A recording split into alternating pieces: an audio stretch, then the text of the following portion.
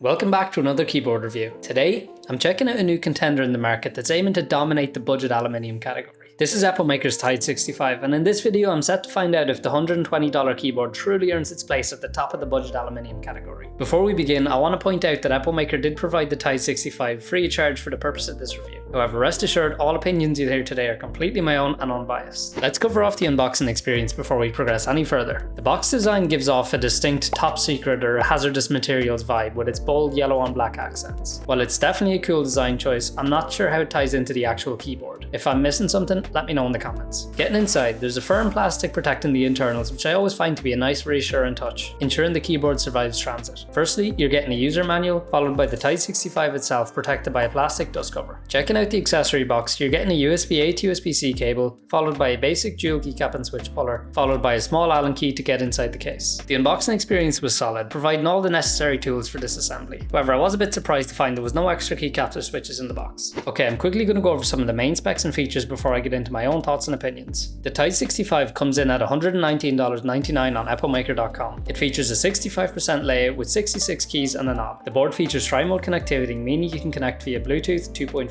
GHz wireless or wired USB-C. It comes equipped with a 4000 mAh battery and comes with QMK and VIA compatibility. With the main specs and features out of the way, let's start by discussing the design and aesthetics. Right off the bat, the Tide 65 strikes me as a sleek, stealthy, professional looking keyboard. I've got the black theme to hand for this review, but it's also available in both purple and blue variants. One initial observation I've got is that although the overall package gives off a premium professional vibe, the font choice for the keycaps is kind of conflicting in my opinion. It feels more like something you'd see on a gaming keyboard. All in all though, I do really like the way this keyboard presents itself. In terms of build quality, the Tide has a full 6063 aluminium construction, so it has a substantial weight for its size. The black variant I've got here has an anodized finish, and although it visually has that kind of sandy looking finish, it feels super smooth. Although constructed from metal, this keyboard is by no means rigid when it comes to the typing experience. With its gasket mount, you're getting a decently soft, bouncy typing experience. Flipping the board over, I'm going to quickly go over some of the physical features on the case. Underneath, I'm still getting a strong sense of this keyboard being a premium, sophisticated piece of equipment. Bottom case has this box-on wedge structure with a unique looking notch,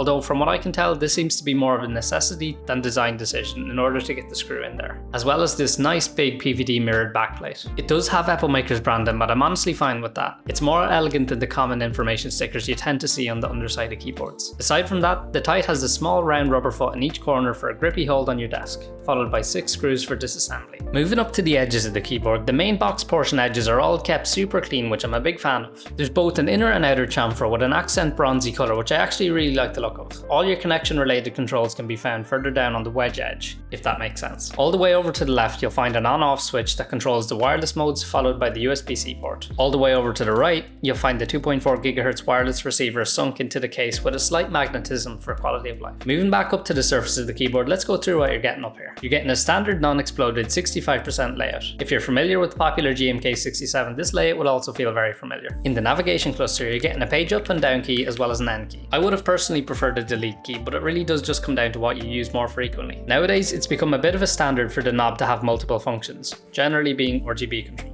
That's not present here unfortunately. With the lack of much else going on up top, let's move on to these keycaps. So, the double shot PBT side printed keycaps in the OEM profile. On first impression, they do feel almost exactly like the sort of keycaps you'd find on your typical gaming keyboards from the likes of Razer, which might explain the font. I would say the shine coming through the keycaps could be a bit brighter for those of you who rely on seeing the characters as you're typing them. Moving down a layer deeper, let's talk about these switches. These are Eppomaker's proprietary lemon switches, and they're a 5-pin linear that require an operating force of about 40 grams, rendering them quite a light switch for the heavy typists. These switches actuate at 1.6mm, which in my opinion does actually make them a good choice for gaming if you're not willing to move over to the Hall effect switches.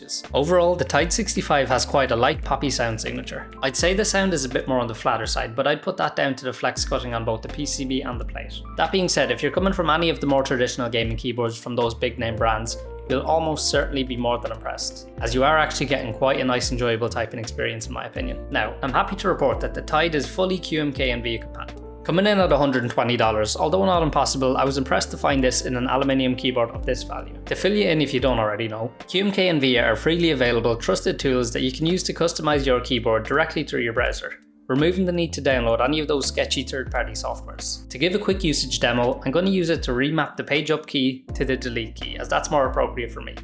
Super simple. Okay, I'm going to cover off some more features now, starting with the battery life. The Tide comes with a 4000 mAh battery. I haven't got usage ratings to hand, however I find that 4000 mAh is a nice sweet spot for battery capacity where you won't have to reach for a charging cable very often. In terms of backlighting, you're getting full RGB with plenty of modes you can cycle through. Talking a bit more about the Tide in the context of gaming, you're getting N-key rollover or anti-ghosting, as well as a 1000Hz polling rate or 1 millisecond response time in wired modes, which, paired with the shorter actuation on the switches, make this keyboard a pretty good option for gaming in my book. Okay, I'm going to perform a teardown to showcase the internal structure of the keyboard. To get the keyboard open, it's nice and easy. Just remove the 6 hex screws on the back with the included Allen key, and the top case should lift straight off. You're then met with a FlexCut FR4 plate with plate mounted stabilizers and a silicon spacebar dampener. The plate has a series of these silicon sock gaskets to cushion the typing experience as mentioned earlier. Next, for foams and films, you're getting a layer of pour-on plate foam, followed by an IXPE switch pad and a PET pad. Moving down to the PCB, make sure to disconnect the daughterboard and battery connectors on the back.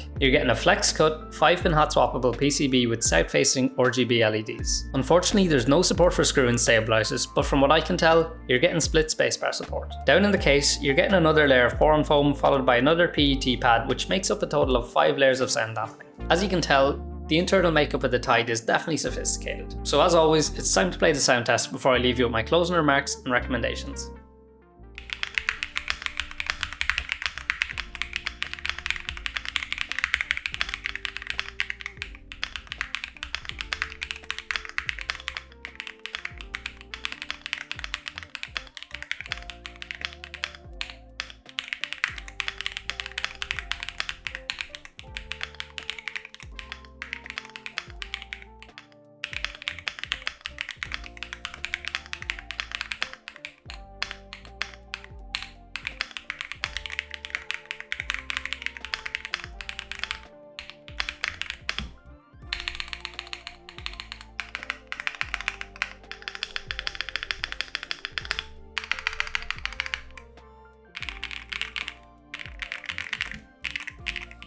Now, real quick, after considering community feedback about the Tide, Applemaker are actually going to be coming out with a Tide 65 V2. They sent me out another set of switches and keycaps that'll be shipping on that keyboard. These are Applemaker's own Zebra switches. These are a prelude 5-pin linear switch that require an operating force of about 40 grams, just like the original Lemons. For keycaps, they've gone similar with these gradient side pretty keycaps that have a bit more substance to them, as well as a nicer font. Here's what this variant of the Tide sounds like.